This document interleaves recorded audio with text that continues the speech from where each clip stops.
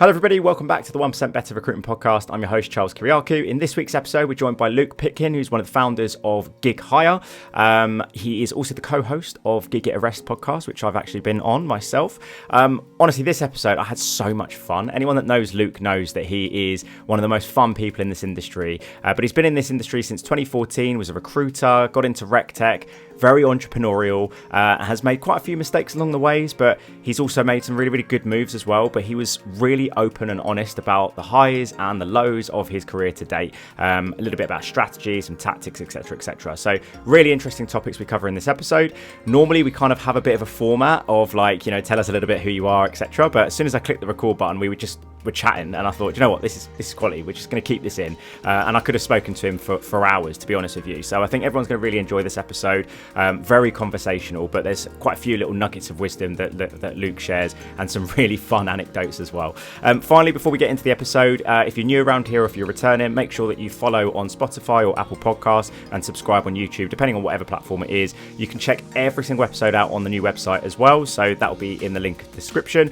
Also, we are so damn close to having a product for Milo, so I'm going to put some more details. So if you want to be part of the early access group, if you want to check it out, there's going to be some videos coming soon about what our developer has actually put together. I'm really excited, as you can imagine.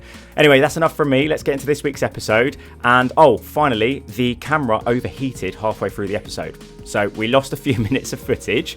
Don't know why. It was 32, 35 degrees Celsius when we recorded this, and halfway through we were like, what the hell, the camera just weren't turning back on again. So we had to redo it, and the microphones were kind of being a little bit funny, so a few technical issues that I've managed to overcome, but just as an FYI. But anyway, that is certainly enough from me. Let's get into this week's episode with Luke. I hope you enjoy, and I'll see you soon. I feel really, really sick. Funny, innit? Funny, yeah, funny how you change, because I wouldn't go back at all now. No, I was like, not at all. And even with alcohol now, I'm like... Oh, I'm the same with alcohol. Like my daughter's birthday, and I went to Costco and I spent fucking 200 quid on like meat and stuff to make like Greek barbecue and that. And my father-in-law was like, "Oh, it's banging. Yeah, it's unreal." My father-in-law said, "Did you buy some beers?" I was like, "I just get my friends to like bring soft drinks and beers." The whole day I was like, I could have a beer. I don't feel like I need one. Because I know everyone here. They're all my friends, my family.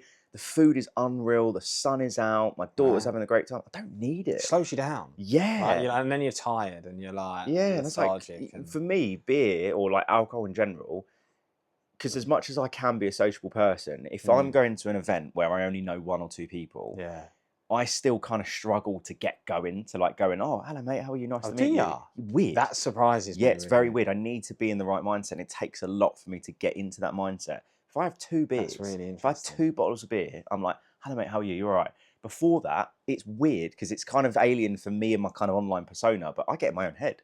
That's crazy. Networking events, I'm sat there going, I don't want to be here, I don't want to be here. Oh, yeah. You don't strike me as that. It's Networking weird. events are the easiest to chat to people as well, because everyone is there to be spoken to. I know. It's really, really strange. The first time I ever went to the Recruitment Agency Expo when I set my coaching business up, I was like looking around and just going, why the fuck am I here? Why the fuck am I here? Like in my own head, just like, you know, I've only set my business up a couple of months ago. Don't deserve to be here. Like, what the hell? And then like, it's like an internal battle where I have to force myself to actually go, stop being a pussy. Just go and fucking speak to someone. Yeah. And then like the first couple of times I have a weird like internal internal Charles sounds pretty brutal. He's very brutal. He doesn't sound like he like sugarcoats anything. No, not at all. But I need that. I definitely need that. But I remember the first time like at a networking event, and I'm like, so yeah, tell me about your business. And then someone will just rudely, abruptly get in the middle of us as we're chatting and go, Luke, how are you, mate? You all right? Oh, mate, how's the missus? And I'm just stood there going, I don't like that one. I guess I'll just go fuck off now, shall I? Well, I would, if I was in that situation, I would try and be like, oh, this is Charles. Do you know what I mean? Not everyone's like that, though. Yeah. Not everyone's like that. And I find it really rude that, like, people, I would always say, can I, like, jump in? Can I join a conversation? Well, one of the last networking events I went to, the Elite Advisory event, brilliant event. And I didn't have any drinks. And then towards the end, when it was just pure networking, they had some Peronis there. I had one Peroni, but I was in a circle of people chatting. And then I could see a couple of people just like that. And I was just like, oh, sure, name, you're right. Come have a chat with us. And it was, I don't know, it must have just been the type of people that were there, that even when I was speaking to someone comes over and they were like lingering like that. I was like, you're right like that. And it was like, sorry, mate, Charles. Hello, mate, how are you? Sorry, this is Charles. And I was like, oh, this is quite nice. But I've been to some events where people are just very quick to just, right, I've got to speak to him for 5 minutes. Don't care if I'm interrupting this chat. And, you know, but yeah, it's weird. Some people have that cutthroat mindset though. They like, do. I'm here to transact, and my approach is never that. Yeah. It's like, I think you have to take long-term views. I always say that with networking. When people ask, because we're part of team, right? We're quite in bed with team. And people always ask me, like, is it worth it? And I'm like, I think so, but it takes time. Yeah. Like if you sometimes you're speaking to other service providers and they're like, oh, I went to one event and then I didn't get loads of leads, and you're like, well, you're not going to push them in, like cat them in, like sheep herd them in. So I went to one team event last, I'm trying to think, was it? No, it wouldn't have been last year. It would have been over a year ago. So it was really unfortunate circumstances. It was like 2 months after we lost the baby. My wife had a miscarriage at like 19 weeks, and I've talked about this on the podcast before, but like for a woman, it's the worst thing in the world immediately. For the man, you just have to suppress your emotions and be strong for your missus, right? Because you're not the one that's been through the physical trauma, you've been through the emotional trauma. So for the first couple of months, I was just keeping busy, cleaning the house, you know, doing up the garden, and just making sure my wife was all sound. And then Andy reached out to me and was like, mate, I've got a regional conference in Warwickshire, wherever it is. Andy. Come to the event. It'd be good for you to kind of meet people. I was like, all right, sound. So what did you go to? It was the one in the Midlands. It must have been. I'm surprised I didn't see you at it, but I don't know if it was like Q1 2025 might have been just before we joined. I think it might have been Q3 Midlands regional event, basically. Yeah. So he told me to go, and then my missus' best friend, it was her birthday party in her family's farm in Lincolnshire. So I was like, all right, I'll drive up to Warwick, I'll do the event, then I'll drive up to Lincoln after to stay for on the farm for a few nights. Yeah. Get to the event, and as soon as I got out, all the grief just hit me, and I was like, what the fuck am I doing here? Like, how the heck am I gonna get myself in that mindset and hype myself up to speak about business when all I can think about is my baby should be born right now? So it was like really, really tough. And I saw Bobby there with Shane. Hope the internal Charles gave you some slack on that one. Yeah, he did, to be fair. Internal Charles was a bit like, right, mate, you just chill out. And I saw Andy, and he was, bless him, he's super busy and all the rest of it. And I saw Bobby, and Bobby was like, you're all right, mate. And Bobby's like, he's always been super nice and stuff. And I was like, yeah. And he went, you don't look all right. I was like, what's up? And obviously he knew what had happened. And he just put his arm around me. He was like, mate, when my dad died, I just went to the local golf club and just hit balls for hours. And he was like, if you could do anything in the world right now, what would you do? And I just looked at him. I was like teary-eyed, and I was like, I just want to go and play pool by myself. Pool? And he was just like, yeah, because I used to be like, I love to play pool. And he was like, mate, fuck off, go and play pool. And he's like, forget networking. More important things, like you just need to get your head straight. So I drove up to Lincolnshire 3 hours before the birthday bash was starting, found the local pool hall. It was members only. And the guy was like, sorry, mate, you're not a member. And I was like, mate, I really just want to fucking play pool. And he was like, you're right, mate. I was like, no. And he was like, come with me, like that. And bless him, he was like, here, have this table. And I just sat there and played pool for 3 hours by myself. Just literally silence, not a podcast, just literally playing pool by myself 3 hours. And that whole birthday party, we stayed in like a caravan. And I remember the first day, everyone was having drinks, everyone's having a good time. My missus is trying to, put on a brave face. And I was like, I'm just going to go and lay down for a bit. And I just spent the rest of the night just alone in the caravan, just watching fucking gaming videos on YouTube, because I just couldn't be around people. Because I've been like, I've been really strong for my wife and stuff, but actually I hadn't really fucking, But the reason why I brought up the team thing is I was so used to going to exhibitions as a recruiter and seeing you at your stand with your technology, and my little technique was always so funny. I'd go over to your product and go, hey guys, quick one before we jump back into the episode. If you are a recruiter who feels like half your week disappears into admin, follow-ups, data cleaning, and jumping between several different tools, then listen up, because this episode is officially sponsored by Sourcewell. Sourcewell is the recruitment productivity platform, and I don't just mean another tool that you'll forget to use. I mean the tool that actually gives you your time back. You can run your entire desk in one place. Outreach, sourcing, data enrichment, multi-step email and LinkedIn sequences, inbox management, and even call notes. It's all there, synced, automated, and according to their stats, recruiters using Sourcewell see 56% higher response rates, double the pipeline, and approximately save around 8 hours of admin every single week. If you're like me, admin as a recruiter is the devil, and this productivity platform really helps you save a load of time. So reach out to Sourcewell, go to sourcewell.com. It's a fantastic platform. I've used it myself. I really believe in it, and I'm super grateful for them sponsoring the podcast. Let's get back into the episode. Oh, wow, this is really interesting. And then you come along like, hi, can I help you? He's like, yeah, tell me a little bit about this product. It's really unique. Yeah. Oh, okay, yeah, so it's a this, that, and the other. I was like, so what do you do? And I'm a recruiter. Like that. And they go, oh, fuck's sake. Then have a chat.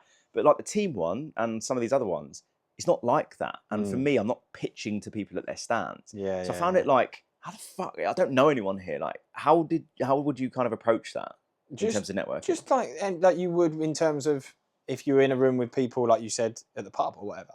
You just start making friends. Like the team community is so tight knit that I just go there, make friends, meet people, talk to them like humans, and just start that relationship. Because I think you enter that like some of the members of team have been there for like 14 years, right? So they've seen suppliers come and go.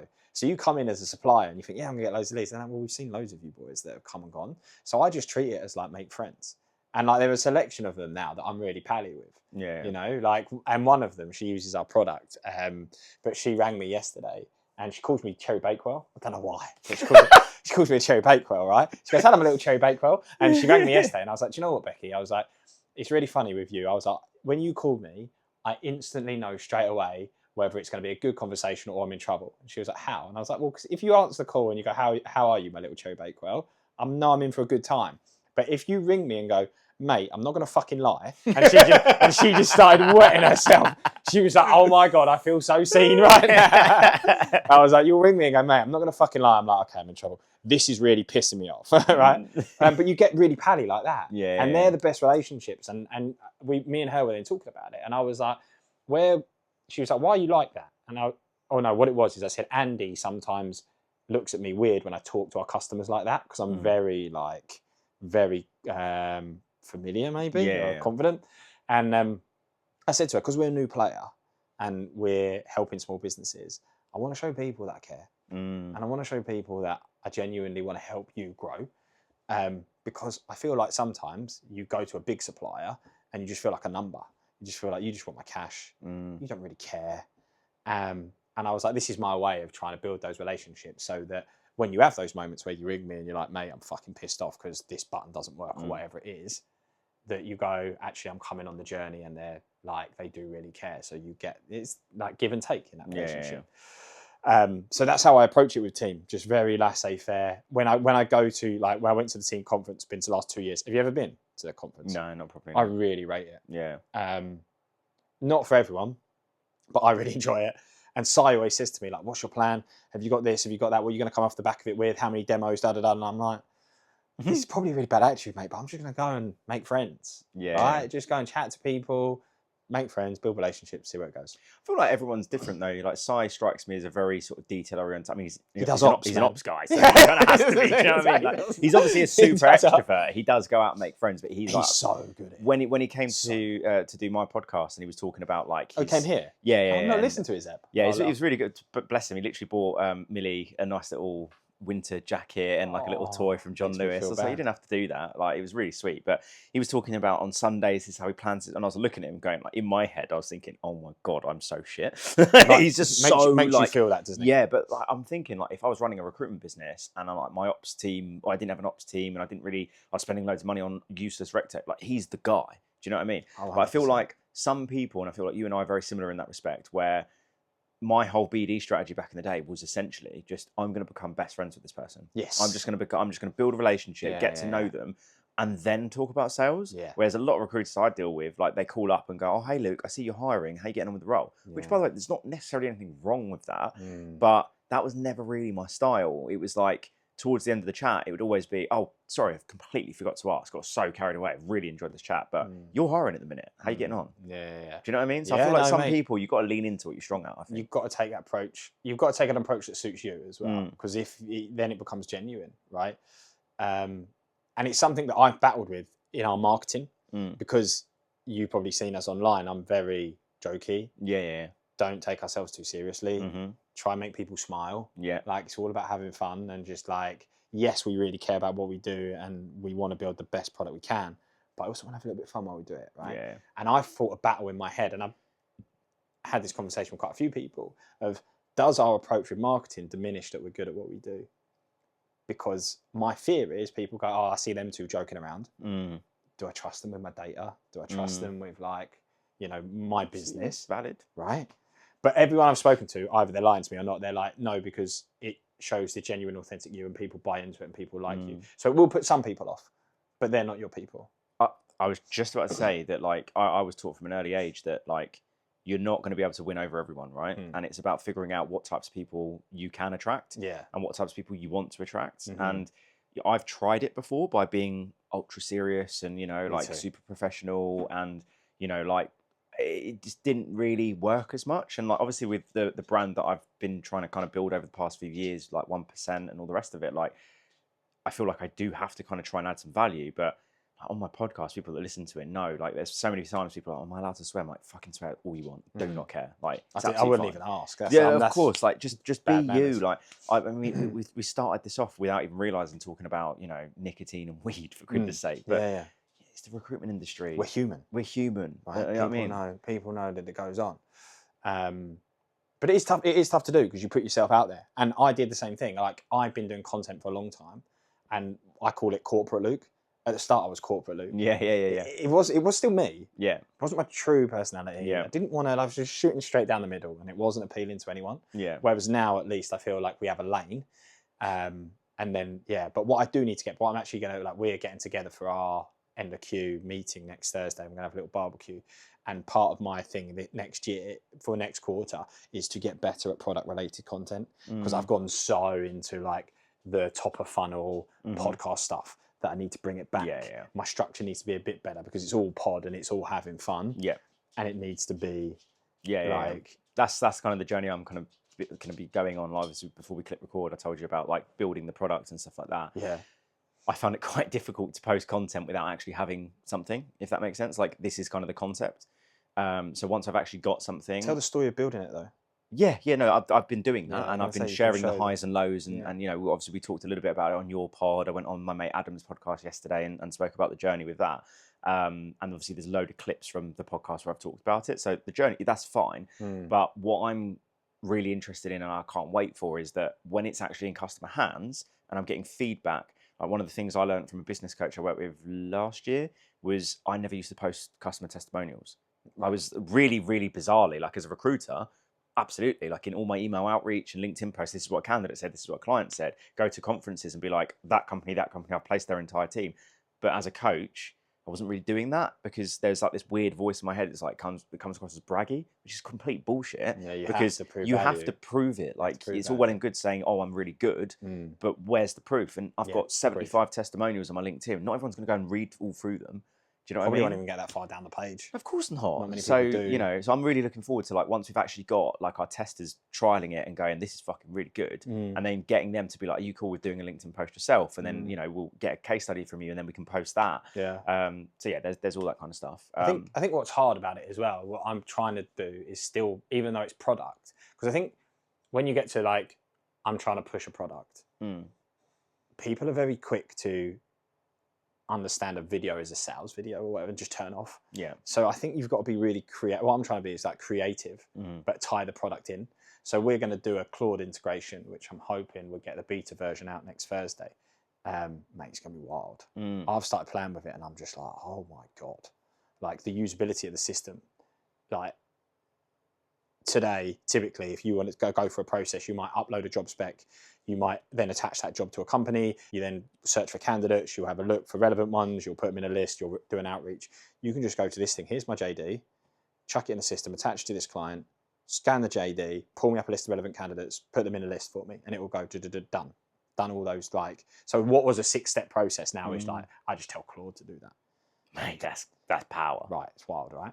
So there's loads of stuff like that that it's going to allow us to do, which I think is going to be amazing. But then I was thinking in my head, like, how do you then promote it? So, like, I could just do a video that's a talking head that's me being like, oh, we've done Claude and here's a demo and this is what it is. But then I'm also going to do a video that's like, have you ever seen it when I play 2 characters? Yes. So I play the boss and I play myself. Yeah. I've done a couple of them when I first started TikTok. It's funny, man. Yeah. So I'm going to do another one of those where the boss is like, oh, Luke, can you get this admin thing done? And he's like, done. And then, oh, can you do this as well? And he's like, done. And it just, like, he just keeps firing back. And then he's like, how are you doing it so quick? And then he's like, oh, Giig connects with Claude now. Do you not know? Right. And then it goes back to him and he's like, well, then if that's the case, do I need to even employ you? Right. And the whole, instead of, like, we've connected to Claude, the thing will be, here's the proof that recruiters are going to get replaced by AI. So the hook is about how actually recruiters are going to get replaced, which I would argue isn't going to happen, but that's to hook people in. The skit is like, this guy's just getting his shit done. And then it ties into, like, oh, by the way, this is what we now do. Yeah. And which is a journey that I've been on because all my videos before were just like, oh, hi, I'm Luke and I'm the CEO. Right? Like no one cares. And I see them from like rec tech companies all the time, and even recruitment businesses. Like my old recruitment videos were me in front of a whiteboard with 3 bullet points on a job going, hi everyone, it's Charles Kiriakou here with my suit and tie. And it's just like, back then no one did videos, so it was fine. But now it's just like, it's so boring. I would even argue though, it's better than not doing it. Yeah, 100%. Right? Like, 100%. And I feel like there's an evolution of your confidence. Because if you said to me on day one of doing my first video, right, dress up as that guy and play that guy and then do this. No. And I've done one where, I don't know if you saw the one, did you see the one I did in the princess dress? No. I did one, I'll send it to you. I did one where I dressed up as so the story is that I was going to a fancy dress party. Andy, you know who you met, my co-founder, his missus turned 30, and you had to go as things that Lucy loves. Now, me, Andy, Lucy, and my partner Sarah, we had went to see Wicked together. So Sarah said to me, "Why don't we go as Elphaba and Glinda?"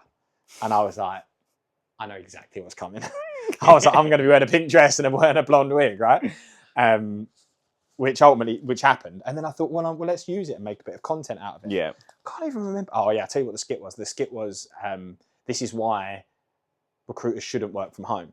Because the distraction was the guy at home, it was the sales power hour.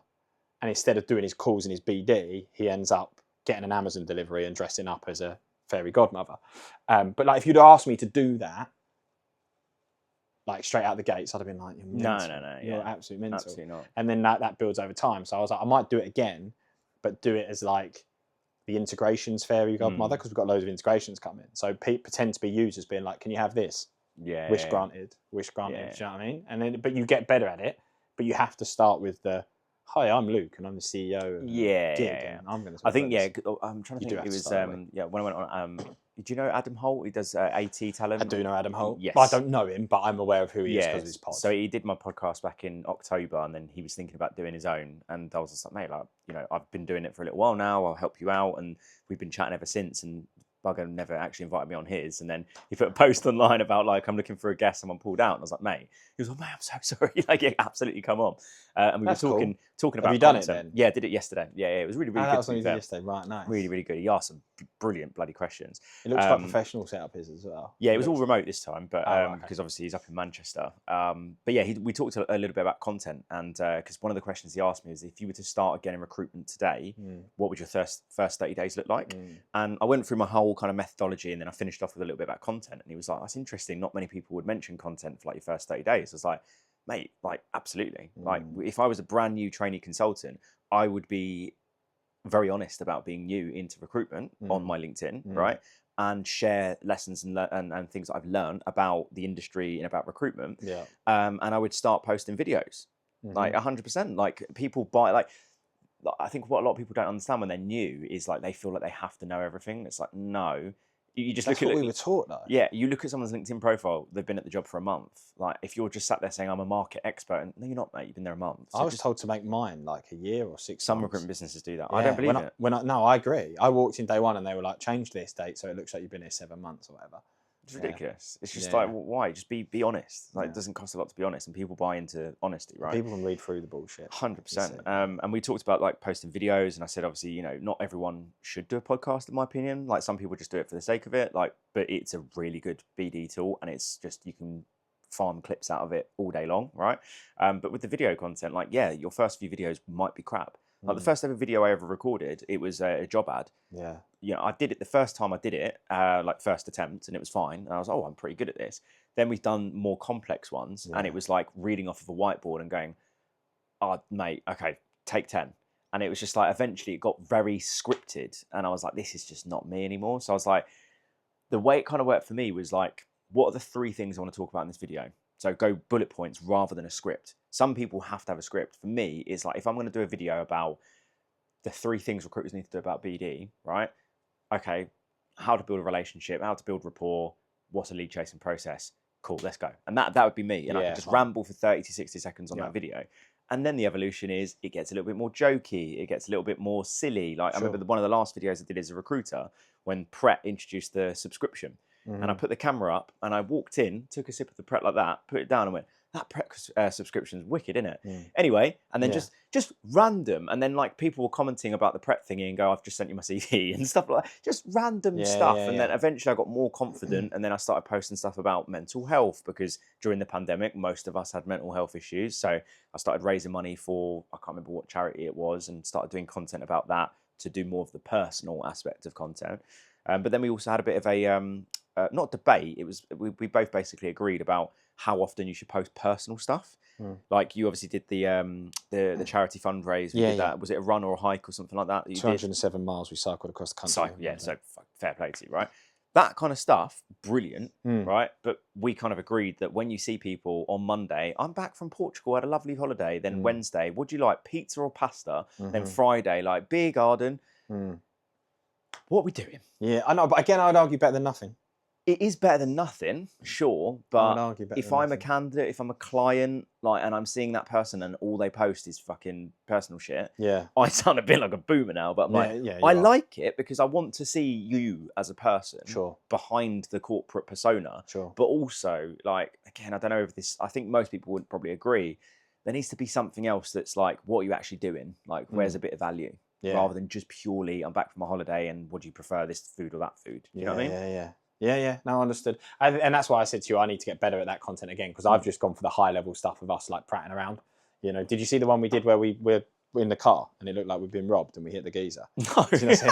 Right, so stuff like. But I went to the team event and there was that event. 6 people like, oh my god, that video cracked me up. So there's an element of me that's like, it is an icebreaker. But that's not just a personal post about I'm coming back from my holiday, or I got a pair of jeans from fucking Zara. You're doing funny things. It was like the caption the caption was when you're on the way to the team conference. But so that video was built around going to that conference. When you're doing like funny skits. Because I follow quite a few like sales trainers, like SDR trainers, right? And they post funny skits, and it's just funny, right? That's cool, because if I'm going to watch that and it's going to crack me up, brilliant. But if you just sit there and like, you know, I bought a new pair of Ray-Bans, cool. Right. Okay. Do you know what I mean? Yeah, no, like, if I'm gonna see something, like if it's gonna make me laugh and there's not necessarily value in it, fine, because it's giving me a giggle. And like if I'm having a bit of a lull in the day, sweet, I'm gonna have a bit of a giggle, and I know you're a funny guy. But then just the personal aspect of stuff, which is like, I don't mind, because it's like, oh yeah, I've got a pair of Ray-Bans too, cool. But if all of your content is about that, I'm just a bit like, what's the point? That's what Instagram's for. Yeah, you know what I mean? Very true. But to come back to something you said ages ago, you said about first 30 days, right? Content. I think one thing that's good about that is that like content takes time. Yeah. Like you will know yourself. What number of episodes this? 8, close to 100. Nearly 100, yeah. Yeah, right. And you'd probably argue that you still feel like you ain't even started. Yeah, 100%. Right. And you've done 100 episodes. So I think it's really good. The sooner that you can get into it, the better. And it becomes a point, I think, especially if you're a small business or for recruiters, where you end up with leverage. Like as a small company, you're fighting against all those big companies that have got all the resources, all the big sales teams, Salesforce, all that kind of stuff. If you're a small company, how do you compete? And like that's why when we started building our business, I was looking at like, how do I leverage my time? Content is one of the best ways. We are tiny, right? Our YouTube gets about 4 or 5 hours of watch a day, right? The Spotify then gets some. You then argue that LinkedIn gets a certain amount. TikTok, we're on all the channels, and you sit there and you go, it might be like 8 hours a day that people are watching our stuff, which in the grand scheme of things is fucking nothing. You know, like real good content creators will have way more than that on one video, right? But I now sit here and go, well, that's 8 hours a day where the content's out there working for us as we, like, I sit and do stuff like this. No, it's so powerful. Yeah, it is. There's really loads of recruiters that don't want to do it, and I get it. My business partner's the exact same. Naz, like he came on the podcast and talked about his journey with cancer, and we had this conversation. We had this conversation when I saw him on Thursday. Exactly, and he's like, I don't want to talk about it. Like other people were literally on their deathbed, and you know, I'm proud that I got through it and stuff. And I was like, look, I'm not saying you should talk about your cancer story, but a lot of his businesses come from. But you're going to. Sorry, Naz. But it is out there in the ether, so you know. But if he ain't going to do it, Charles. But we have this debate because he's like, he even said this on your podcast, right? When I went to the toilet, and he was like, Charles is get it done. I'm perfectionist, right? Yeah. And that's why I think we work very well together, because we're quite opposite in some aspects. But he's very reluctant to post on LinkedIn at all. When he posts, it does well, and he's got a big network. And I'm like, mate, you're missing a trick here. Why does he give you a reason why he doesn't want to post on LinkedIn? We haven't really gone into it. I just don't. He's not a social media person. Which, by the way, neither am I. But LinkedIn, I don't see as Instagram, Facebook, Twitter. Like it's business, right? But I still post some personal stuff on there. But I'm like, I don't think you're realizing that when we go into London together and make calls, right? We might speak to 10, 15, 20 people each per day. But you post something on any of the social platforms and you're speaking to 1,000 people. Do you know what I mean? Yeah. So I said to him so many times, I think you're missing a trick. And when we go live with Milo, like genuinely, you need to be doing more. I would say so. Right. And especially if I'm in charge of sales and marketing and if I'm hiring a team around me, like a non-negotiable for them is to be very active on LinkedIn because you're speaking to the masses. And I don't know if I said this on your podcast, but I've said this to so many people. I feel like I've not cracked the LinkedIn algorithm as a coach. As a recruiter, I absolutely did. Like, it got to a point where I could just sit there with my fucking feet up and just candidates and clients would come to me off the back of content. Don't think I've cracked it as an external coach. Algorithm's changed. And the algorithm has changed. But I used to get a lot. I used to find it really easy. Like, as a recruiter, I know exactly what to post, right? But what I have noticed is, the first time I met you, you knew fucking most about my life. Yeah. Right? I speak to clients now and they go, oh, your name sounds familiar. Did you do the podcast? I'm like, 2 years. Like, did you have so-and-so on? Oh, of course I know you, mate. How are you? So many conversations I'm having now that are cold calls aren't really that cold. And also, another thing, if it is cold, they don't know who I am. And I go, oh, do you know so-and-so? They're your non-exec. They came on the podcast. Oh, amazing. Then they're going to give me time. Yeah. So there's immediately like name dropping from all these different things. And then people look at my LinkedIn profile and after watching a couple of little clips and going through my profile, maybe seeing a record, oh, they know me. So just having that social proof on there, it just helps people go, okay, cool, this person's credible. Versus someone that has nothing on there. It's just a generic profile that says they're this, that, or the other. I think you're at a disadvantage, really. 100%. And if you think about all I guess it's hard because there'll be loads of successful people that we don't know about, but there's also loads of really successful people that, you know, like Alex Hormozy, for example. Do you know Alex? Yeah, of course. Like, the content has changed his world. Right, Gary Vaynerchuk, another one in a similar vein. Like those types of people, I was looking at that and going, "You've got to be on that train." Yeah, you have to be. Gary was ahead of his time, man. I used to watch all his little. He used to do the like live streams in the morning, and I remember because I was massive into Tony Robbins. Sorry, and I remember he went to his like little office to do like a podcast with him, and they were talking all about that kind of stuff and. He used to be bang on it. Like he'd have like 15-year-olds going, like, I'm going to make sneakers and stuff. It's like, right, get on Instagram now. The next big thing is going to be TikTok. If you're not on TikTok, and I'm like, COVID happened. TikTok just took over the world. TikTok, I'm like, he was just ahead of the game when it comes to social media. But this isn't what we were talking about earlier about you're not for everyone. I know so many people that hate him. Yeah, but they probably don't even know him. They probably don't. But they don't know him. Like, do you know what I mean? I don't. Have you heard Tom Holland's line? I love Tom Holland's line. It's something, I'm butchering it, but it's something along the lines of, if you've got a problem with me, text me. If you don't have my number to text me, you don't know me well enough to have a problem. Love that. I love that. Love that line. I really, if you've got a problem with me, text me. If you don't have my number to text me, you don't know me well enough to have a problem. I love that. And that's probably the way I'd say it with Gary and these people that hate him. That is actually probably one of the best takeaways for people that are a bit nervous about doing content. Yeah. Because you're going to get loads of people online that probably look at your content. And mate, I'm sure you have some people on LinkedIn that you look at their content and roll your eyes and go, this person's jarring. But you don't know them. People probably do that about me. Yeah, they definitely do it about me. Some people probably tuned into one episode of my podcast and go, this guy sounds like a knob. Like, yeah. Fine. Yeah. But that, oh mate, I love that. I really do. It's good, isn't it? That's good. And you've just got to get, because I'm a little bit like that. Like I came off of socials, and I mean, if you go back to my Facebook, I've not posted on it in years. In like uni time, I posted all the time, and then I was like, I need to bin this social media off. I've not used it in ages, and then I was like, for the business, I need to. And like for me, it's just a non-negotiable, especially where we're again bootstrapped, a small company. We don't have huge cash to throw at stuff, but what can we do? Founder-led brand. Let's go with it. Yeah. So for me, it's like all these. It's like missing out on the .com bubble. Like you have to go for it. But I do get that some people don't like it. I was speaking to a recruiter the other day, and he was saying to me, he was like, I was asking him, why don't you do content? And his response was, because I'm not an attractive young girl. And I was like, what do you mean? And he was like, well, if you're an attractive young girl, like people want to see videos of you. People don't want to see videos of me. And I was like, you'd be surprised. Yeah. I was like, do you know who Steve Bracknell is? Yeah. He's like a football coach for like some team in Sheffield, some like Sunday league pub team. And he just blew up on TikTok. I'll show you his videos. Yeah. But like he's just rough and ready. No, people love him. Like, well, he's got a following, right? Yeah. And I'm like, people get it twisted that you have to be. I think Instagram did that. Yeah, Instagram definitely did that. My co-founder James, he was like, I'm not pretty. He always says, I'm not pretty enough for social. And I'm like, dude, like, So he's like, I don't post on Instagram because I'm not pretty enough for it. So I think there is that element of that. But I also think there's an element of like people want raw, real people. We're sick of the Who's here's me who's and my the Bugatti. English geezer that does Bosch? Oh, Big Tom John. Skinner. Is that his name? Tom Skinner? I'm thinking of a different fella. So I'm thinking of the guy that was on The Apprentice that sold pillows. You're thinking of Big John, the Chinese man. Yeah. When he'd be like, Tom Skinner did Bosch before, but yeah. Oh, okay, yeah. Anyway, doesn't really matter. But let's not get into a debate on who did Not an Bosch. attractive person at all. Yeah. Got mega viral. It went on Eating Chinese. went on Piers Morgan talking about the raise the flag debate, right? Right. Not an attractive person in the slightest, Yeah. right? But just himself. Yeah. Just proud Amen. to be a fat Englishman. Like, Yeah. do you know what I mean? Like, Yeah. I totally agree with that. Like, I've never ever looked at myself and thought, yeah, I'm a strapping, Stunner. handsome. You know what I mean? I remember going out with my brother who's like 6 foot, brown, you know, dark, like really handsome guy. No girls would ever look at me when he's around. That's why you've had to develop a personality. Yeah. I've had to develop chat, mate.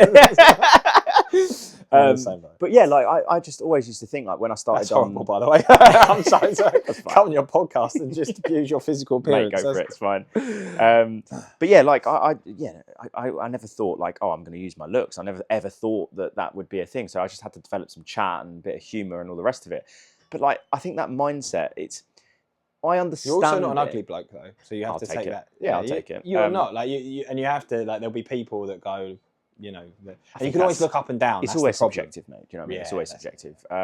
But I understand the perspective of someone, especially a bloke, that will go, you know, that girl posts shit content, but she's really attractive because there's a market for it, right? I get it. If I was a woman and I was somewhat attractive, I wouldn't be a complete slapper and be like, you know, have everything out.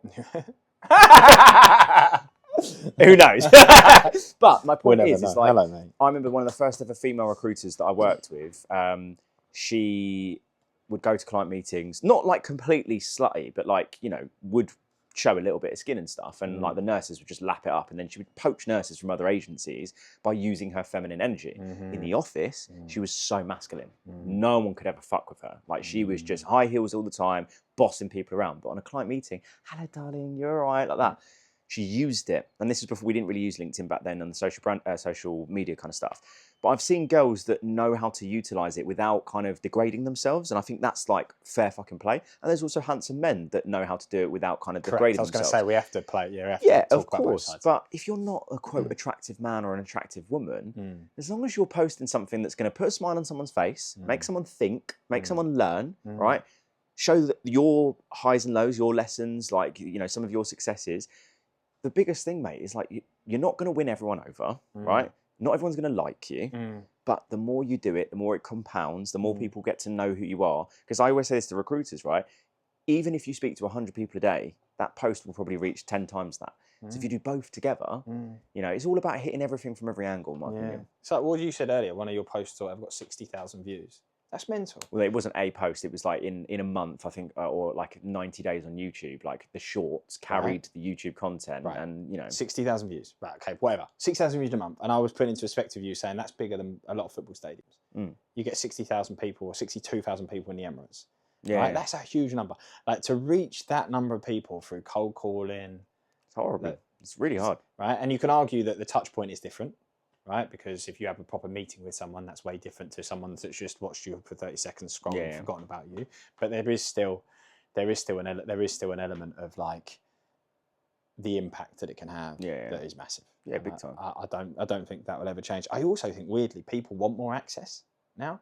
Like I think we now live in a world where like before I buy from someone or before I buy a product, I do look at who's involved, like what is it, what are their reviews like. I think people expect that access now, and if they just find a website and there's no one that can be found, I reckon they're less likely to buy than if they're like, oh yeah, I've seen these guys around and seen them on socials. If you think about Sourcewell, right, me and Naz were talking about them a couple of days ago and speaking to Adam about them, like Dougie, who's their chief revenue officer, since his Odro days was always doing video content. I mean, Odro was a video-based platform, right, so kind of on brand, but his content, like loads of people buy into him. Emily, who's been on the podcast, she's phenomenal. Like they call her the queen of TikTok, right? She's kind of what got me into start posting on TikTok. Sure. Her TikTok content is fucking unreal. She's good. And she deserves all the pay rises in the world because she's brilliant for Sourcewell, right?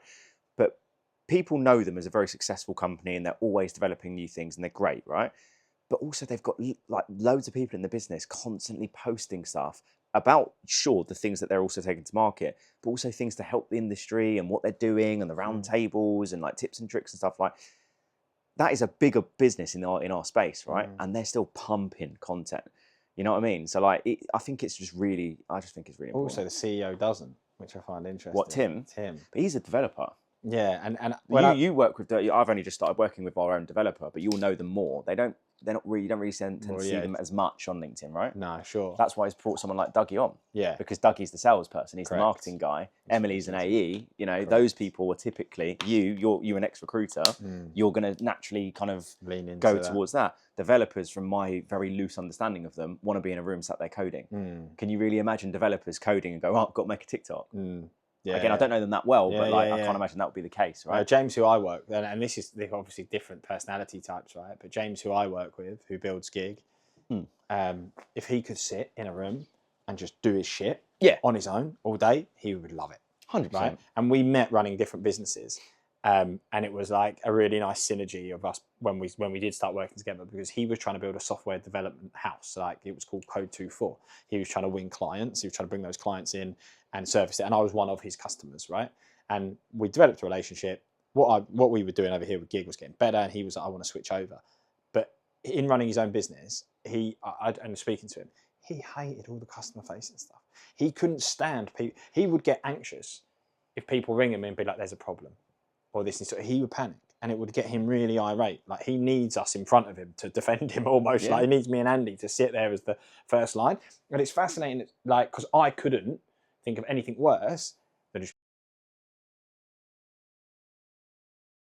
But yeah, I got really pally with the guy, and I said to him, I was like, "Can you teach me to code?" Because in my head, I was like, "I'm going to learn this. I'm going to build this product. I'm going to take over the world." And within about 6 to 8 weeks of development training I'd meet him every evening. Well, not every evening, I'd meet him once a week. And he'd bless him, like would give me his time and be like, right, this is how you do bits and pieces. I was learning online, and I realised actually I'm not going to build this product. So I met him in a gym bar in Australia one night, and I had this little shitty presentation, and I was like, I want to build this product to take over recruitment. Like it's going to be this marketplace thing. And he was like, give me 2 weeks, I'll think about it. And he came back after 2 weeks, he was like, I was in. So we went in as a partnership. My visa didn't allow me to. So this would have been so to talk about the time frames, this would have been in 2017. So nearly 10 years ago.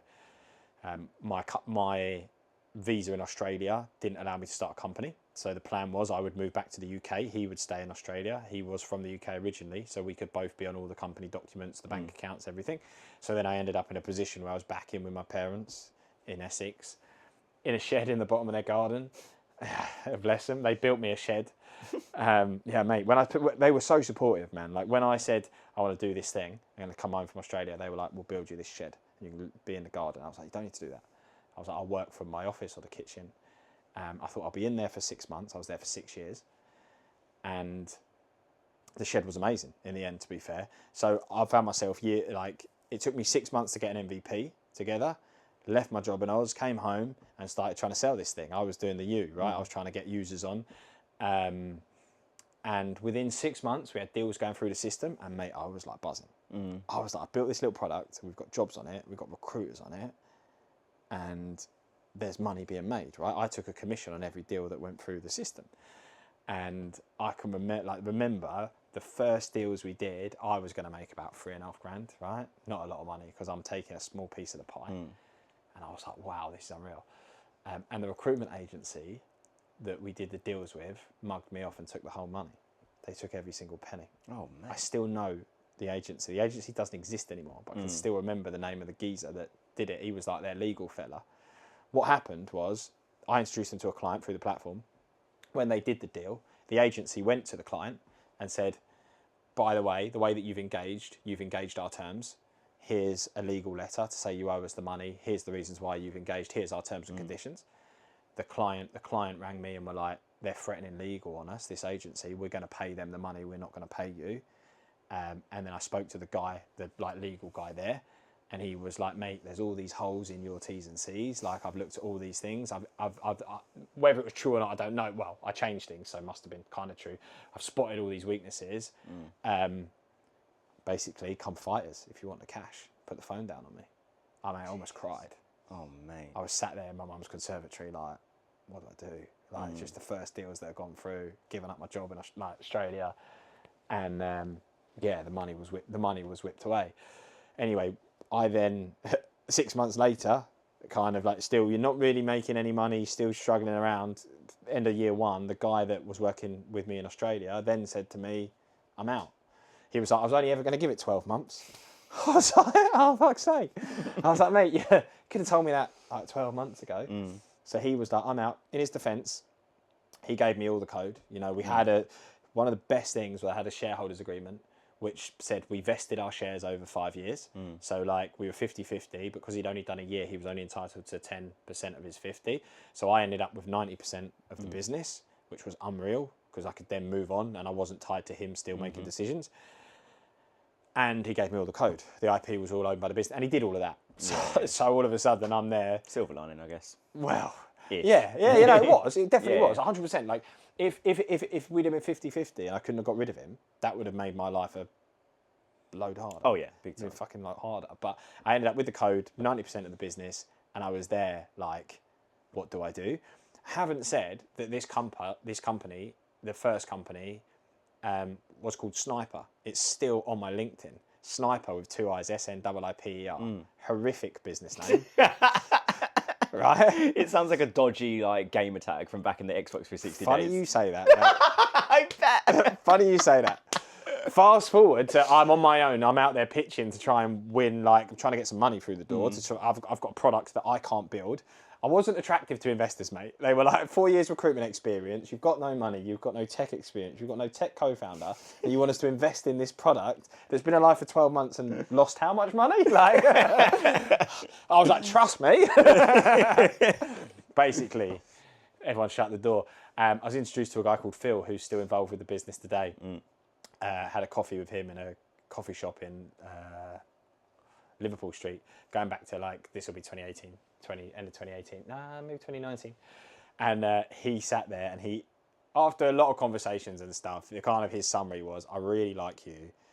And he was like, almost buying into me more so than the business. And he was like, "I think you're going to do something with this and I'm interested. However, you've got to rebrand." He was like, "I am not attaching my name to Sniper." He said, "It sounds like a shitty Xbox tag, like a game of tag." Right? And he was like, "You talk about trust and transparency and honesty and all this stuff that this platform is meant to drive, yet you've named it Sniper. And by the way, the colours of the platform are red and black." He was like, it's all a bit harsh and a bit aggressive. Yeah. And he kind of said like, "Look, I know I've just come in and basically kicked your baby in the face. So I don't expect you to rebrand if you don't want to, but I'm in if you do." And that's when Giig came around. So that was then in 2020. I obviously agreed with him. He put a little bit of cash in to keep us alive. We rebranded, got rid of the Sniper thing. It became Giig, and it became about freelance recruiters. Because what I'd learned in the first years is the agencies wanted to get rid of me in any way they could. They want to keep the margin that I was trying to take. Whereas freelance recruiters were happy to give me a margin because I was doing their BD for them. Ultimately, I was going, "Here's some jobs you can work on, and you keep 80% of the fees." They were like, "Cool." So Giig became the marketplace for freelance recruiters, launched in 2020, COVID. So then I was like, right, brilliant. So I had a tough year that year. And this is when James came into the fold. So in 2020, like, again, the original co-founder had left through networking. And this is the power of networking. I'd met James at a networking event, called him and was like, "Dude, I need a developer. Do you know anyone?" He was like, "Hello, how about me?" So we met, and we both were like, "Look, let's start as customer. We don't want a co-founder. We want to do our own things. I'll pay you for 2 days a week." So that was Giig in 2020, which I would say is like the second roll of the dice for me. Sniper was the first from 2017 to 2020. Giig then, first of all, was the freelance recruiter marketplace. And do you know what, mate? We had some we had years where we did over, we did over £500,000 in revenue through the platform. Yeah, and we'd put our fees up slightly. Obviously that was a lot of that money went out to recruiters, but I was looking at it going, this platform is transacting over £500,000 worth of cash. I was almost like, I might be onto something, like getting excited. But when you look back at it now and you learn as you go, there was two massive clients propping that up, right? It was that classic, like, I've got two big clients and I'm not doing any more BD because we're making shitloads of cash. One of them being Accenture. We got in with Accenture, and I was just like, they'll always be hiring. They'll always be giving us jobs, right? Yeah. They've got 300,000 people. Like, this is great. I was like, I've cracked it. 2023 rolls around. The tech, Twitter started letting people off. That period, the platform did really well in the boom time. 2023 came. Both these big clients said, we're pulling back. Our revenue went from like something to fuck all, basically, overnight. So then you're like, fuck, what do we do? And this is again where at this point, this is where we pivoted into what we do today. So this is where I would say it was like the third roll of the dice. We found ourselves in a position where, because we had two clients, we were only letting a select pool of recruiters in, and everybody else sat on a waiting list. So instead of having that experience where people came into the platform and were like, I want jobs. Where are my jobs? Because I want a quick win. We built a waiting list, and then we drip fed people in when we had jobs, and it worked loads better because it was like, you come into the system, you've been accepted, here's your first role to work on, right? Like that worked quite well. So what we had is we had no clients, but we had this waiting list of like all of these freelance recruiters, and we were thinking like, okay, we'll keep the marketplace going, but what can we build for these people so that when they're on the waiting list, they've got something, and we'll build them a CRM, right? So we built this free CRM. And it was like, you come into the platform, you don't get access to the marketplace yet, but you can start building your clients, you can start building your world. And that helped us to vet who we brought in, because it was like, we'll see who's active. Couldn't see their data, but we can see who's active and who's using the system. Cool, they're our next candidates to bring in. So it was like, this is a real cool little ecosystem we've got going on. And mate, I remember them watching, like, I was like, fuck. People adding CVs and candidates to this thing. Like, I could see people adding data, and I was like, this is cool. And then all of a sudden, just like through natural, I guess, the way that things naturally evolved, it was like, well, this is really picking up, and we're struggling over here. Can we sell this thing? And then we transitioned to being the ATS CRM that we are today. And then that became a journey of like, first of all, we give it away for free, which we still do. We've got about 700 recruiters worldwide, I'd say, that actively use it for free. Some of them making good money. Like some of the lady I know at the Team Network, she uses our free plan, and she was like, I've made 70 odd grand this year. She never paid us a penny for our system. Mad. She's just on the free system. Yeah. So we still do that today, and then we built like the two packages on top, and now we've grown that to nearly. It's about 300. It's 380. So I say nearly 400 paying recruitment agencies or solos are now paying for the product. I didn't mention as well, and Andy joined us in 2021. So Andy was in for the marketplace when that was picking up. He came in. So it's been the three of us now working on that product since 21 together. Just shy of, like I say, 400. And that's kind of been the journey, really, from 2017, the Sniper to Giig to the the CRM. Yeah, today. Nice. What made you think, you might have already covered this, but like, because I remember Naz saying this when we did your podcast, it was quite a unique thing that you offer the CRM for free. And I think that's awesome, because that's one of the first things I ever saw, along with the clips from your podcast of like, when I would click on Giig Hire and see like, free. If you're a solo founder, it's free. I'm like, that's fucking good. So I coach a lot of solo founders. I love working with solo founders, right? Like, if I was to set up a recruitment business, like, CRMs are expensive, LinkedIn is a joke, and then everything else on top of it, like, it's relentless. It just adds up. By the time you finish your tech stack, you're like, oh my God. And then you've got a mortgage and kids and all the rest of it. But like, what was the key thing in your head that goes, yeah, this is the kind of way we're going to go, or this is the strategy of like giving it for free to solo founders? It's just natural evolution, really. Like, because we were like, we'll give something, because it was, we'll give something to them to keep them busy while they were waiting for access to the marketplace. So the marketplace was always going to be our moneymaker, and that's just a free tool to keep the waiting list engaged. So literally, if I'm honest, it was natural evolution. Yeah. And then and then a couple of things that have developed from it. I like building relationships with people by giving something first. I love just being on a demo with people and being like, look, there's a free version. Go and have a play. Like, I can sit here and show you it. I've built it. I've been using it for the last 3 years. I know inside out. It's easy for me to show you how good it looks. You go and play with it.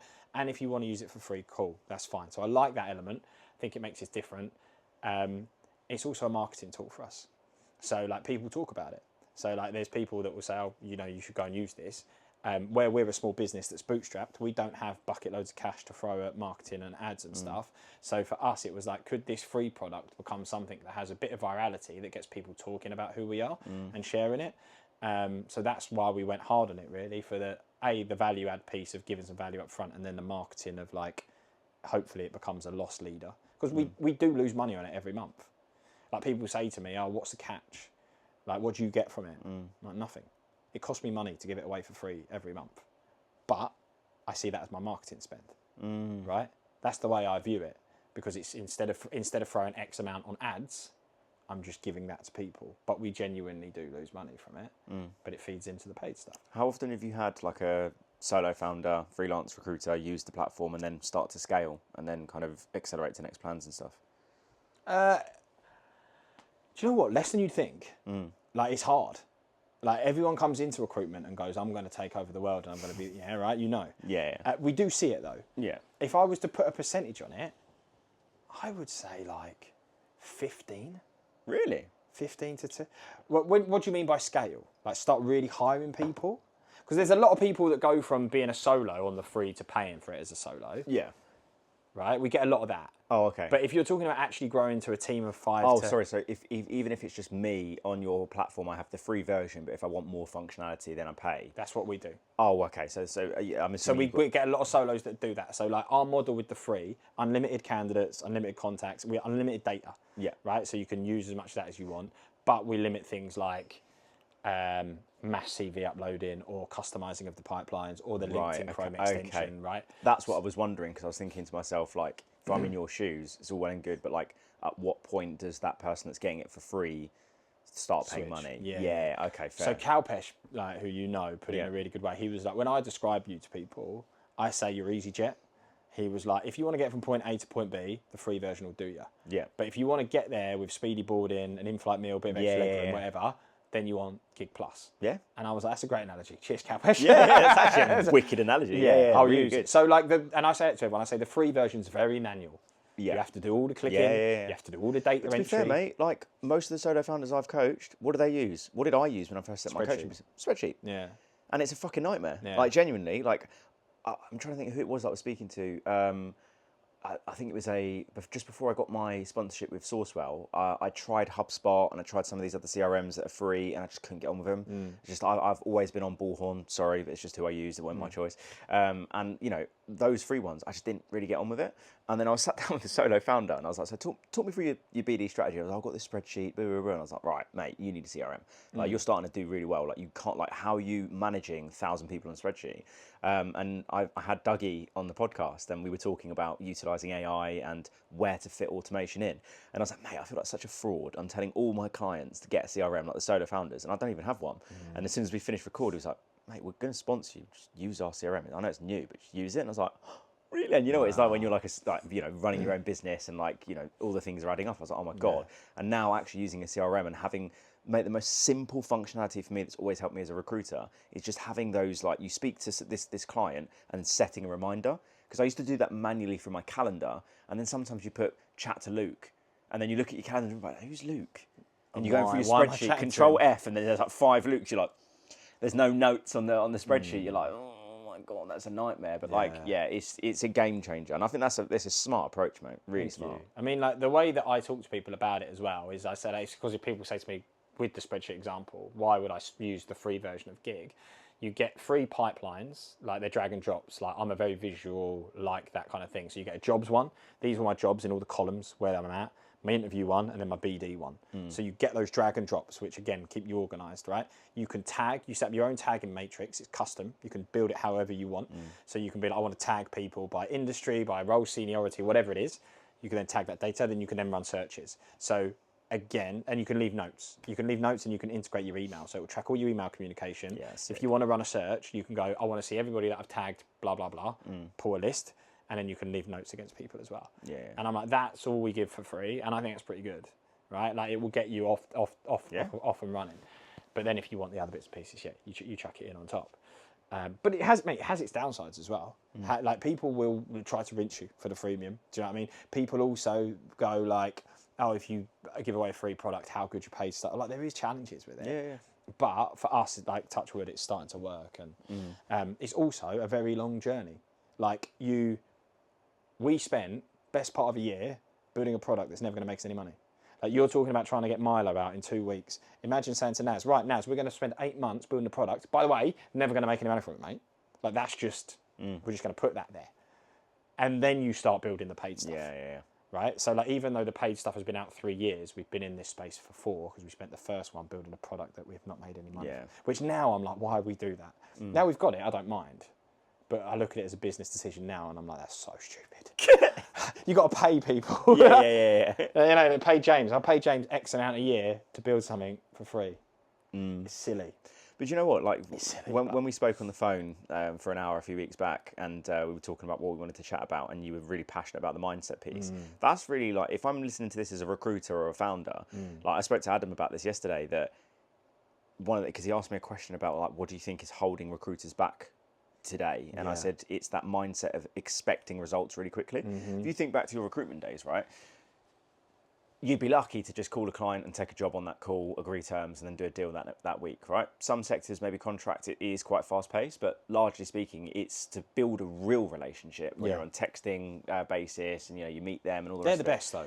Of course, but they're not click of a fingers, right? Of course. Some of the best clients I've ever had told me to F off for months and months and months until all of a sudden I found out that someone left their company, I call at the right time, I do a deal, and they're actually like, do you know what, you're a fucking good guy, let's go for a beer. That's taken months, right? Maybe sometimes years. But that mindset of doing something with the, having that long-term vision. I'm all about that.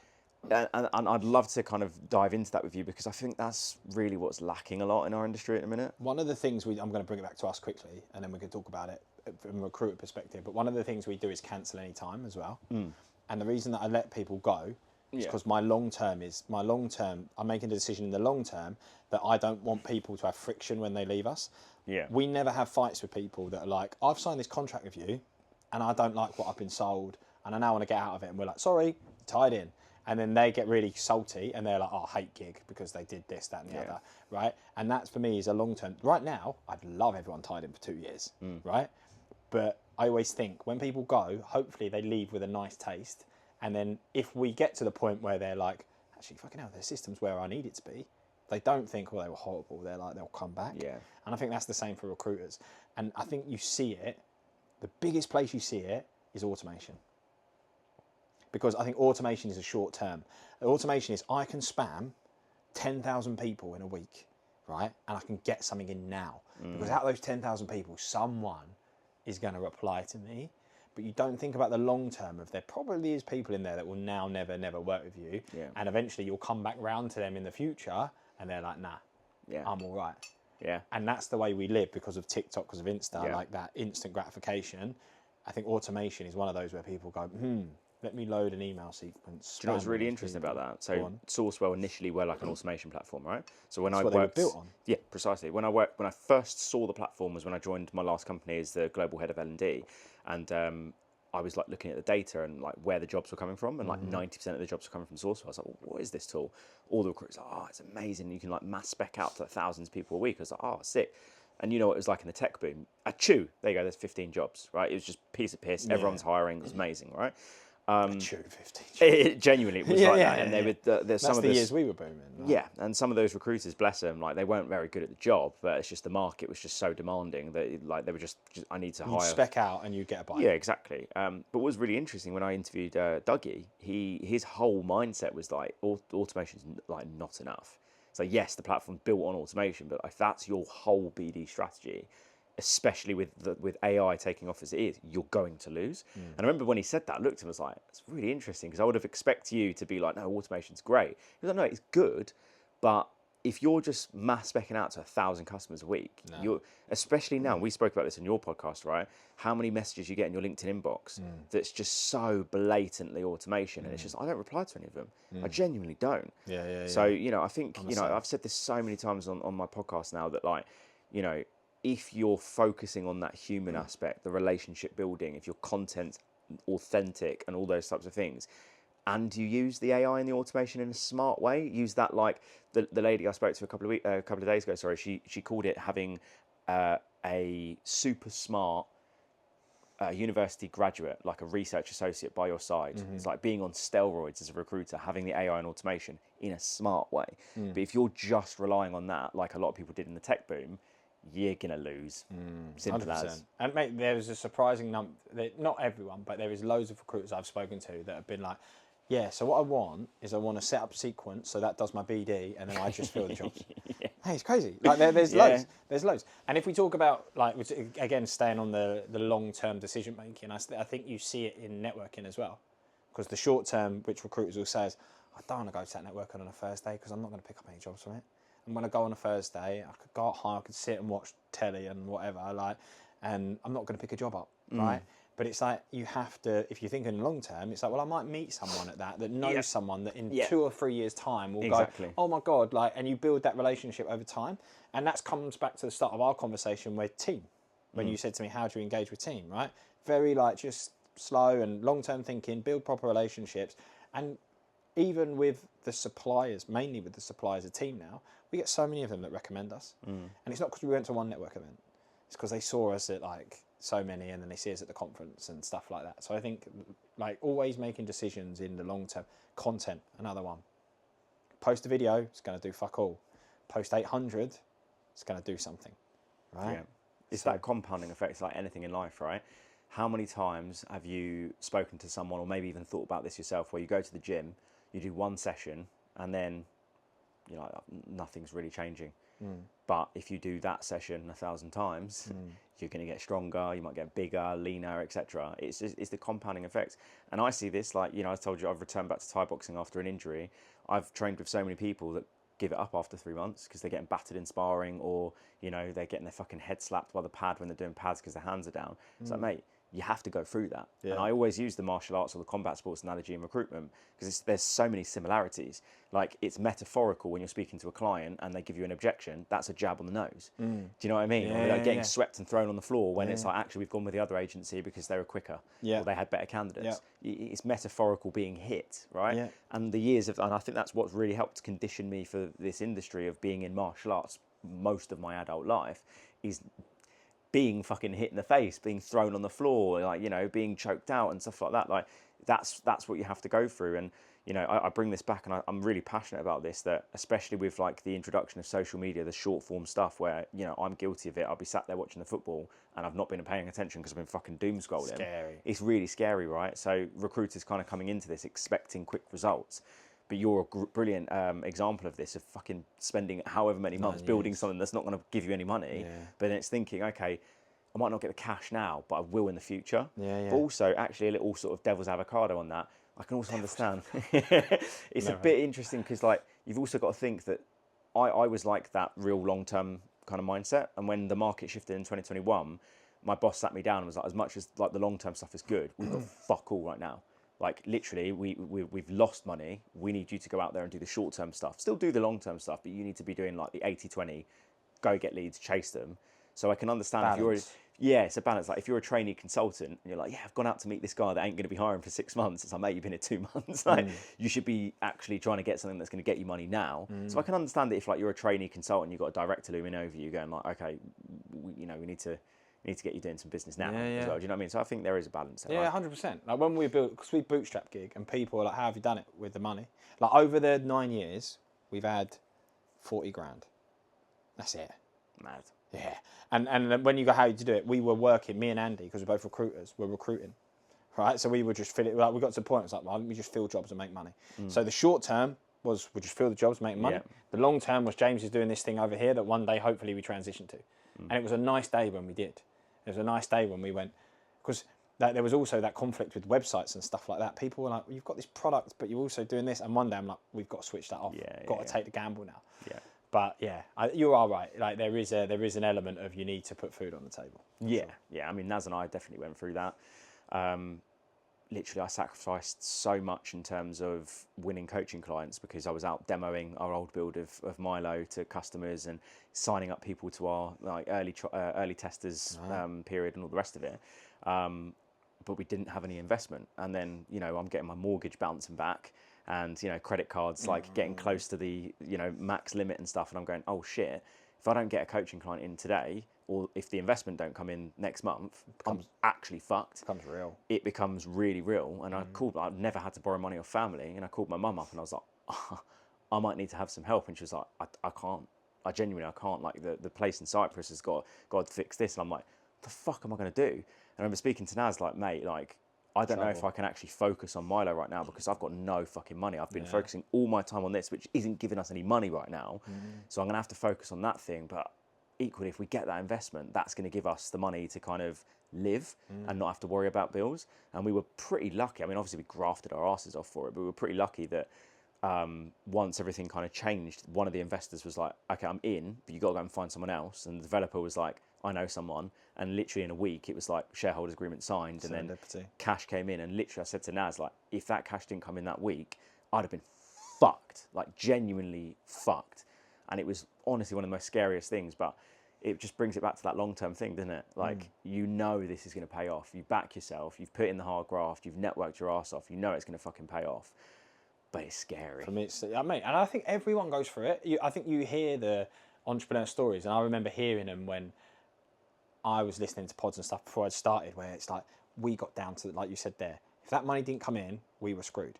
We had 9 months at Giig when we'd made this transition and the market and we turned off one cash and we were going all in on the product.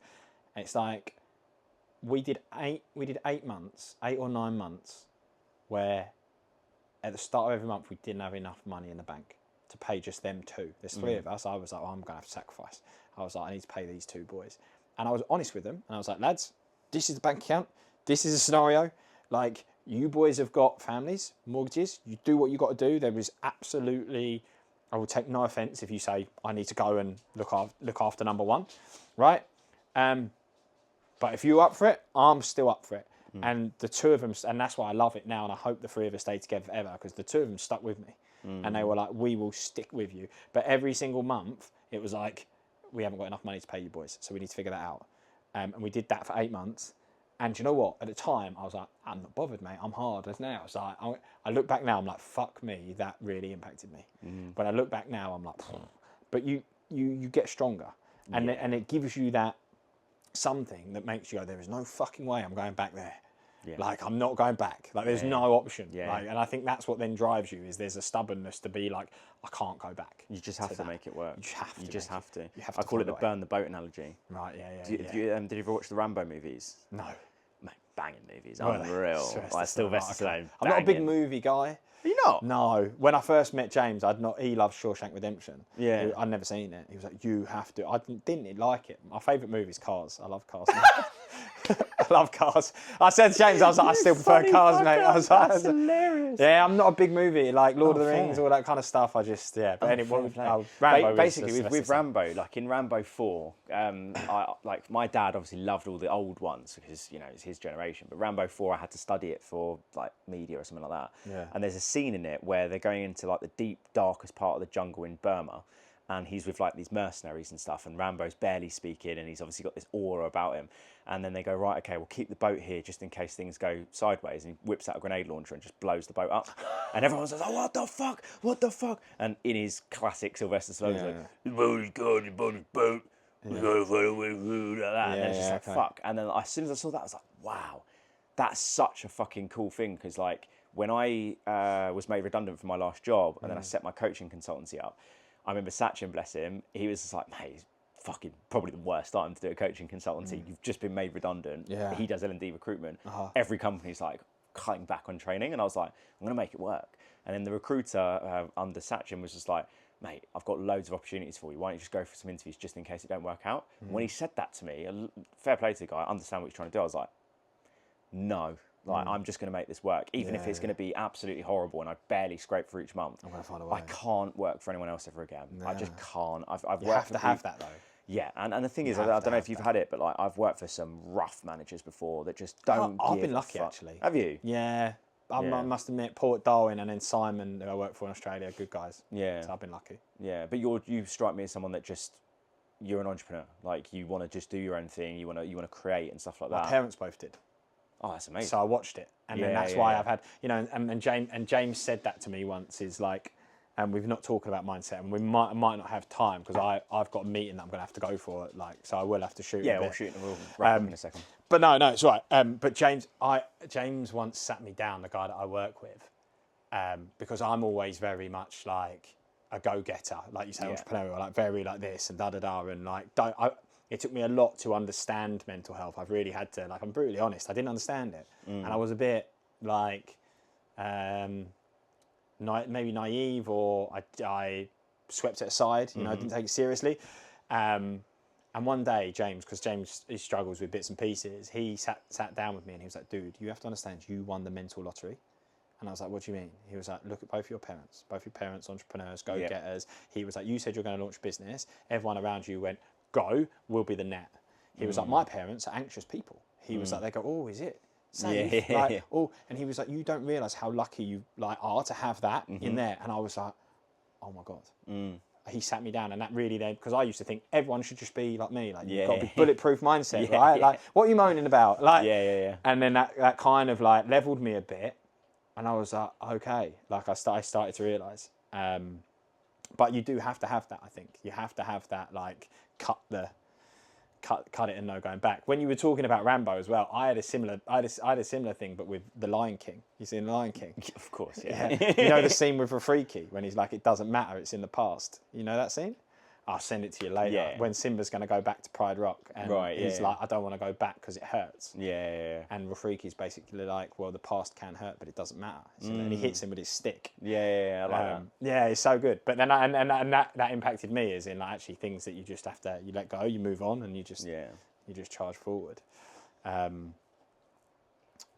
But yeah, it's I think any business owner, any entrepreneur, they have to, like you say, to round it off, have to have that mindset of like, there's no way going back isn't an option. I'm so in deep now, 9 years in, that like someone said that to me a little while ago when I told them the story. They were like, you really can't go back now, can you? Like, if you go back, it's going to be embarrassing. What have you been doing for the last 9 years? You've decided that wasn't the right decision. They were like, whoa. I was like, cheers, mate. I was like, actually, I hadn't thought about it in that way. Yeah. Do you know what, like, the kind of, besides obviously like being made redundant, setting up a business, and having that bit of embarrassment of like, oh, I've consulted for a year, now I've got a full-time job again, like, I felt like that would be a bit embarrassing. I think it was having my first and only child now, Millie, where, you know, my wife for the first few months was breastfeeding, she was not sleeping and stuff like that. And speaking to other dads, they were just like, mate, as a man, as much as people will say this is toxic masculinity, like, you've just got to fucking get on with it. Like, and there was a whole period in our society where it's just like, oh, you know, that's toxic and blah, blah, blah. And it's like, you know, at the first few months or so, I was just like, no matter what, I've just got to fucking crack on. Like, mate, there's nothing wrong with it. And you know what? I think this toxic masculinity thing gets me, because you don't have to I think we just all need to be a bit more hardy. Like, we can be all, no matter your gender, no matter what you identify as, like, we can be warriors. Like, that's the way I see it. Like, I want to be a warrior, right? And it's not about being toxic to people. It's just about having grit, determination, focus, like doing right by people, treating people correctly. Like, in my head, I put it all into this like warrior analogy of what is a warrior. There's somebody that has discipline. There's somebody that has all these things, right? And we can be that. You can be that. Your wife can be that. Your kids can be that. Yeah. I do think sometimes we go down a rabbit hole, but sometimes we're a bit soft on ourselves. I think the society's got a lot softer. And it's not about being toxic masculinity. Like, still treat people with respect. Yeah. You can be a warrior and you don't have to be in the manosphere. Do you know what I mean? That's the problem. People go, toxic masculinity. Oh, I don't want to be the manosphere guy. But I want to be someone that people go, not he's a man, but like... Yeah, like when shit hits the fan, he's got morals. You're not going to sit there and break down and cry in front of everyone, right? There's nothing wrong for a man to cry, right? I don't really cry that often. I don't. But the other day we had we'll wrap up on this and I'll ask you the final question in a second, but this might make you laugh. We had a letter through the post about a week and a half ago, saying that... From HMRC, I cry at those too. This is the council tax, right? Saying you owe X amount. I was thinking, what the fuck? I pay a monthly direct debit. I went, what the fuck is going on here? Then a week later, literally this week, Monday or Tuesday, we get another letter with a court hearing because we haven't paid our council tax.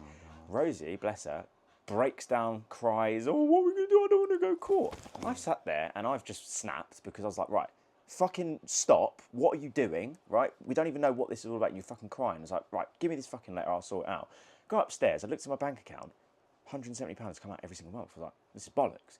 So I found a number. I've called someone. I'm like, what's going on? I was like, oh, the money bounced in May. I went, no, it hadn't. Literally, I'm looking at my Santander. The money has gone through. She's like, oh, can you send us proof? I went, here you go, here's proof. She was like, all right, email it to this account. There you go. Went over to Rosie. I was like, there you go, it's sorted. Damn. She was like, oh my God, I was panicking. And I just thought, like, okay, that's your natural reaction.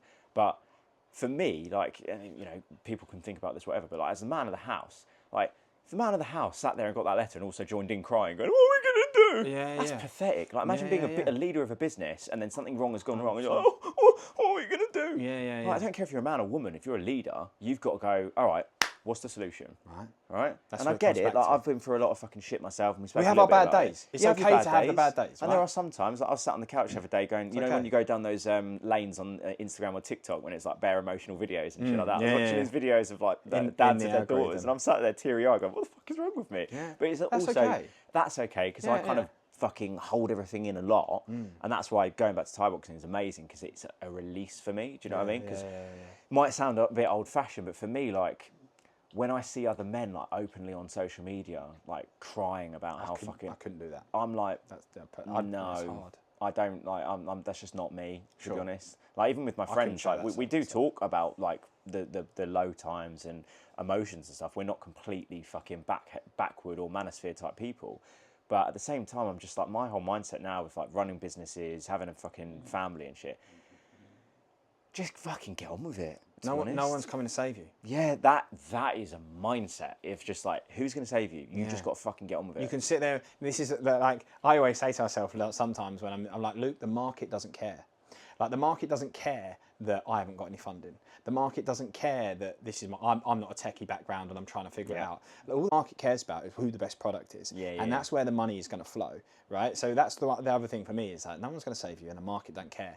So unfortunately, if you want to sit and feel sorry for yourself, it isn't going to change the situation. It's not going to help. You just have to pull yourself together and be like, how do I get myself like through it? How do I fight it? 100%. Because the market doesn't care. No one's coming to save you. But the other thing is as well, and it's funny how retrospectively you look back on life. Like, when I was a kid, my mum used to say to me, it's character building. When anything went wrong, she'd go, character building. It's so funny. Like, she'd never go, oh, she'd go, that's character building. Like, you'll learn from it. You'll be better from it. So I guess it's, again, luck that I was brought up in that of like, you hit this adversity, character building, that's great. You've learned, it's made you stronger. Next time you'll be better. Right? And it's funny because now my mum's like, my mum makes me laugh because she's like, I've created a monster, because me and my brother used to get no sympathy. Character building, dust yourself off, go again. If she comes to us to sympathy now, like, she might have something, my brother will just message back on our WhatsApp, character building. And she's like, sometimes I just want sympathy from my boys, and you two are just like, character building. Right? We used to have that banter, my L&D consultant, Chintia. I'd like come into work and be like, oh my God, I can't move my neck. Oh, I'm in so much pain. She's like, character building. I'm like, brilliant. Like, she would come in one day and be like, bless her, she had the longest commute. She's like, it took me 3 hours to get to work this morning. Character building. And then there is sometimes where it's just like, you know, maybe a little bit of sympathy. But anyway, I appreciate you got to go soon. As you know, the last question I finish every episode off with, following today's episode, how can people get 1% better in recruitment? I think going on the stuff that we've said today, I would say, think for the long term. Start making decisions now that you think are going to be beneficial to you in the long term. And it's hard, like, obviously focus on the short term, but plan for the long term. I think off the conversation today would be my 1% better. Make every decision in your career and your business about what's going to be the right decision for me in 10, 15, 20 years time. Love it. Awesome, man. Appreciate you coming on, man. Honestly, we were talking about technical issues. Never had the technical issues that I've had today. I'm sure there might be a little chunk that's missing from the episode, and the fucking camera overheated. Never had that before, but is what it is. Really appreciate you coming around, mate. I'll put all your details below this episode. I'll tag you guys in. 100%. Yeah, 100%. Where do you live again? Aylesbury, mate. Oh, okay, yeah. Do you know where Aylesbury is? Yeah, a little bit. Yeah. So you go towards Watford. Yeah. Up the A41. How long did it take you to get here? Hour.